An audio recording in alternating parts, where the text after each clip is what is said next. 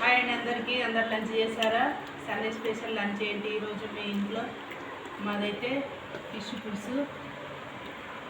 అంటే పోసుకున్నదా ఆల్రెడీ?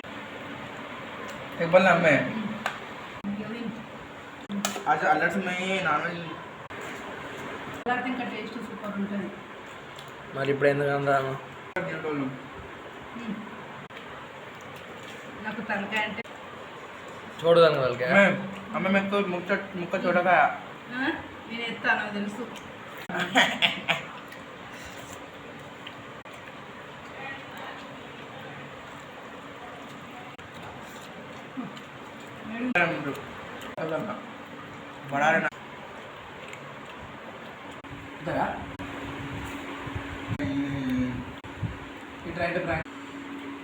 టమాటా